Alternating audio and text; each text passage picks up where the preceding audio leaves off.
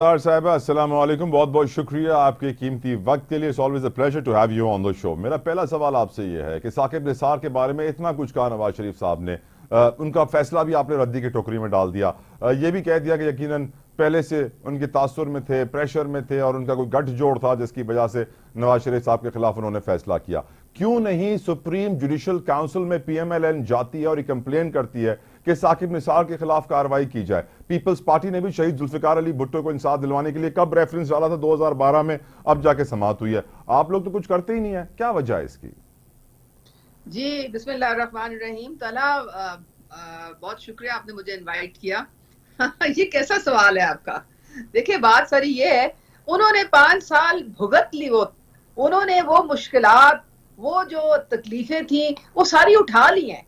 अब क्या फायदा है कुछ, मुझे ये बताएं। अब 5 साल उनको जिला वतन रखा गया और वो किस अजियत से नहीं गुजरे। यहाँ पे उन्होंने किस तरह जेल डेथ सेल में उनको जो रखा गया, किस तरह से उन्होंने यहाँ में मुसीबतें बर्दाश्त की। उनके सामने उनकी बेटी को हथकड़ी लगा दी गई जब वो मिलने उनको अडयाला जेल में गई।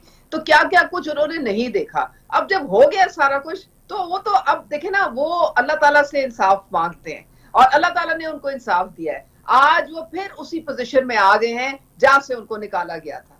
तो ये अल्लाह की जो इंसाफ है ना, वो बेहतरीन इंसाफ होता है। और आज देखें, जो एक उन्होंने जुमला बोला अपनी स्पीच में, मेरे ख्याल में वो बेहतरीन जुमला था।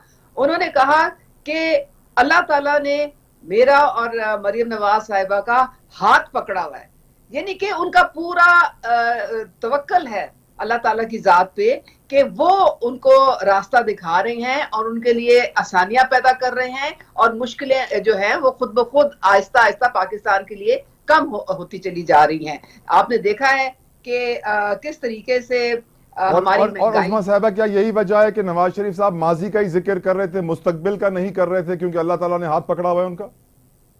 नहीं, मुस्तकबिल का उन्होंने बिल्कुल जिक्र किया है। उन्होंने शहबाज शरीफ को और मरियम नवाज को बहुत सराहा है कि सेंटर में भी और पंजाब में भी मुस्तहकम हुकूमतें हैं और बहुत अच्छा परफॉर्म कर रही हैं और हमारी इकोनॉमी जो है बेहतरी की तरफ जा रही है।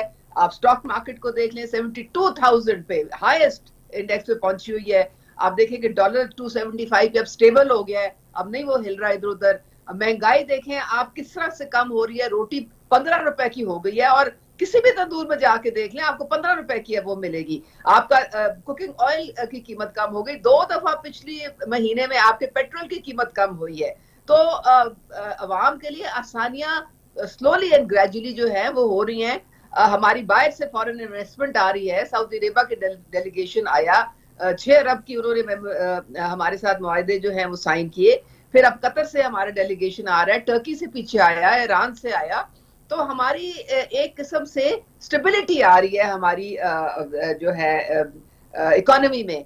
तो ये अच्छे इशारे हैं जो कि आपको बता रहे हैं कि हम सही सिमत में जा रहे हैं। और वो सारा मियां नवाज शरीफ ने आज अपनी स्पीच में उसको बयान भी किया है और कहा, क्योंकि देखिए प्राइम मिनिस्टर इस वक्त शहबाज शरीफ है। जब उन्होंने उनकी तारीफ की, उनकी परफॉर्मेंस की, उनकी डिलीवरी की, मरियम नवाज की डिलीवरी की, वो आपके सामने है। मरियम नवाज की डिलीवरी, वो सुबह 7 बजे उठती हैं, रात को 1 बजे वो सोती हैं और जिस तरीके से वो काम कर रही है, मेरे ख्याल में बुज़दार ने 3.5 साल में वो कोई काम नहीं किया जो उन्होंने 2 महीने में करके दिखा दिया है।